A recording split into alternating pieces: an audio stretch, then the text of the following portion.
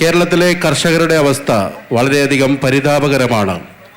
ഇന്ന് ഓരോ സർക്കാരുകൾ മാറി മാറി വരുമ്പോഴും പല പല പദ്ധതികൾ പ്രഖ്യാപിക്കുമെങ്കിലും ഒന്നും കർഷകർക്ക് യഥാർത്ഥ ഗുണത്തിന് ഭവിക്കുന്നില്ല.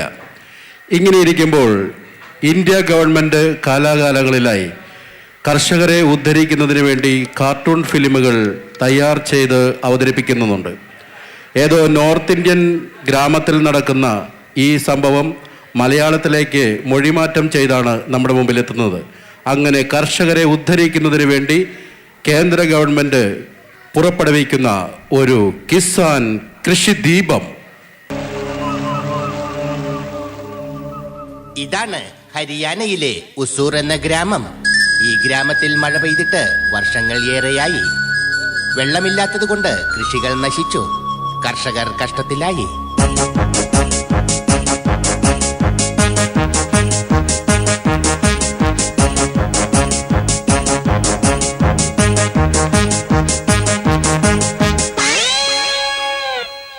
ഇതാണ് ഗുൽമാൽ സിംഗ്. ഇദ്ദേഹം വലിയൊരു കർഷക കുടുംബത്തിലെ അംഗമാണ്. ഇപ്പോൾ ഇദ്ദേഹം വലിയൊരു കടം കയറി മുടിഞ്ഞവനുമാണ്. അതുകൊണ്ട് തന്നെ ഇയാൾ വളരെ ദുഃഖിതനുമാണ്.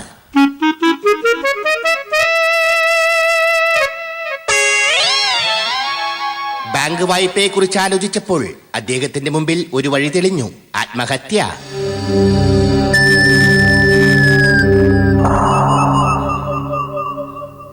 ആത്മഹത്യ പലവിധം.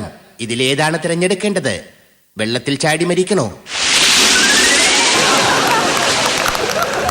വേണ്ട. മൂക്കിൽ വെള്ളം കയറിയാൽ ജലദോഷം വരും. തീവണ്ടിക്ക് തലവച്ചാലോ? വേണ്ട. ഇന്ത്യൻ റെയിൽവേ അല്ലേ, എങ്ങനെ വിശ്വസിക്കും? വണ്ടി വരാൻ വൈകിയാൽ റെയിൽവേ പോലീസ് പിടിച്ചകത്താക്കും. അവസാനം അദ്ദേഹം ഒരു തീരുമാനത്തിലെത്തി: ഒരു മുഴം കയർ തന്നെ ശരണം. അപ്പോഴാണ് അയാൾ ആലോചിച്ചത്, തൂങ്ങിച്ചത്താൽ ശ്വാസം മുട്ടില്ലേ, പിന്നെ എന്ത് ചെയ്യും?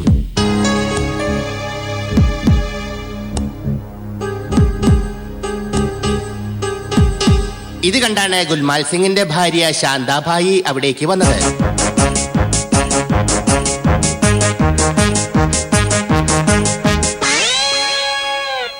ഈ കാഴ്ച കണ്ടിട്ട് അവർ നെഞ്ചത്തടിച്ച് കരഞ്ഞു.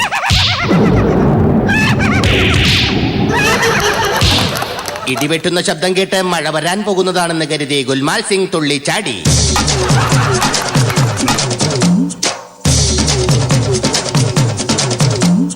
ഇയാൾക്കെന്താ ഭ്രാന്തായോ, എന്റെ ദൈവമേ എന്ന് പറഞ്ഞവർ വീണ്ടും നെഞ്ചത്തിടിച്ചു. കാര്യം മനസ്സിലായ അയാൾ അവരോട് നെഞ്ചത്തിടിക്കരുതെന്ന് അപേക്ഷിച്ചു. പകരം അയാൾ അവരെ കുനിച്ചു നിർത്തി മുതുകത്തെ പൊതുയോഗം കൂടി.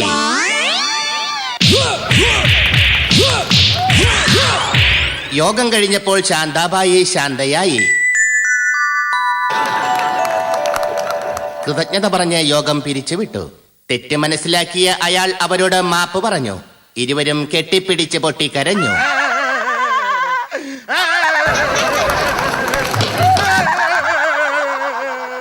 ഈ സമയം ശാന്താഭായി ചോദിച്ചു: നമ്മൾ എങ്ങോട്ട് പോകും? വാ, നമുക്ക് അകത്തെ മുറിയിലേക്ക് പോകാം. എന്ന ആട്ടുകേട്ട് പട്ടിണി മൂലം ശോഷിച്ച അയാൾ തെറിച്ചു വീണു. കൃഷിയോ നശിച്ചു. എന്നെയും കൂടി നശിപ്പിക്കാനാണോ നിങ്ങളുടെ പ്ലാൻ? ശാന്താഭായി ചോദിച്ചു. ഈ കുടുംബത്തിൽ പെറ്റുകിടക്കാതെ നിങ്ങൾക്ക് അന്യനാട്ടിൽ പോയി പണിയെടുത്തുകൂടെ? കൊള്ളാം, നല്ല ഐഡിയ. അയാൾ അപ്പോൾ തന്നെ തന്റെ ആയുധങ്ങളുമായി ദൂരെ ഒരു ഗ്രാമത്തിലേക്ക് ജോലിക്ക് പോയി.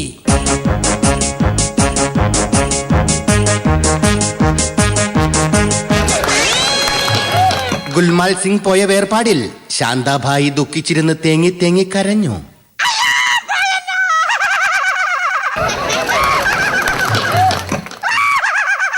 ഈ സമയത്താണ് ഗ്രാമസേവകൻ അവിടേക്ക് കടന്നു വന്നത്.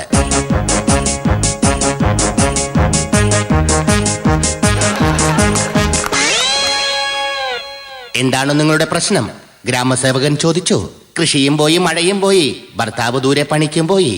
ഇതും പറഞ്ഞ് അവർ വീണ്ടും കരഞ്ഞു.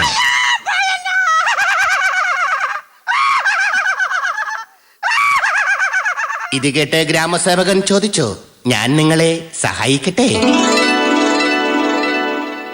ഇത് കേട്ടതും ശാന്താഭായി ഒരു നിമിഷം ആലോചിച്ചു.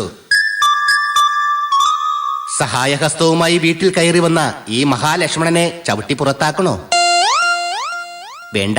ഈ കാഴ്ച കണ്ട് ഗ്രാമസേവകൻ പറഞ്ഞു, കൃഷിഭൂമി വെറുതെ ഇട്ടിട്ട് കാര്യമില്ല. അവിടെ വേണ്ട രീതിയിൽ കൃഷി ചെയ്യാൻ പഠിക്കണം. പുതിയ രീതിയിൽ കൃഷി ചെയ്താൽ കൃഷി തഴച്ചു വളരും. ഇതിനെക്കുറിച്ച് ഞാൻ നിങ്ങളെ പഠിപ്പിക്കാം. വരൂ.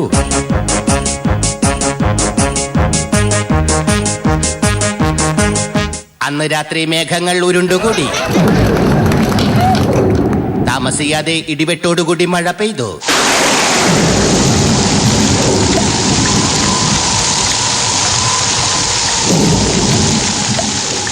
വിത്ത് വിതയ്ക്കാൻ പറ്റിയ സമയം. ശാന്താഭായി തുള്ളി ചാടി.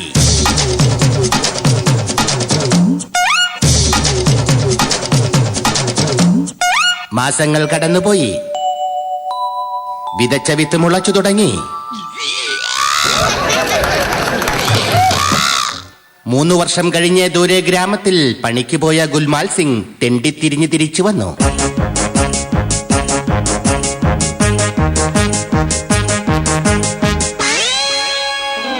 കൃഷിസ്ഥലത്ത് വന്ന ഗുൽമാൽ സിംഗ് അത്ഭുതപ്പെട്ടു പോയി.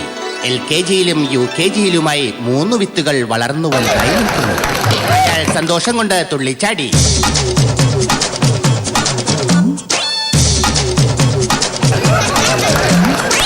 ഓടിച്ചെന്ന് ഭാര്യയെ അയാൾ കെട്ടിപ്പുണർന്നു. ഇതിനിടയിൽ ഗുൽമാൽ സിംഗ് ചോദിച്ചു, ഇതെങ്ങനെ സാധിച്ചു?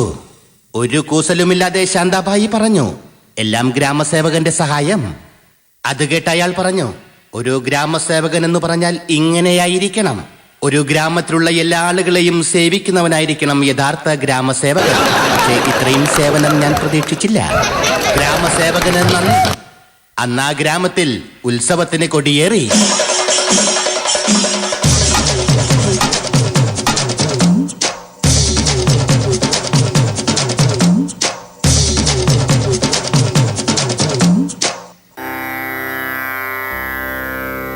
ഇന്നത്തെ സാരാംശം: യഥോ പാട യഥോ വയൽ, യഥോ കൃഷി യഥോ സന്നദ്ധ്. അതായത്, സ്വന്തം കൃഷിസ്ഥലത്ത് അവനവൻ നല്ല രീതിയിൽ കൃഷി ചെയ്തില്ലെങ്കിൽ അവിടെ കരക്കാർ വന്ന് കൃഷി ചെയ്യും.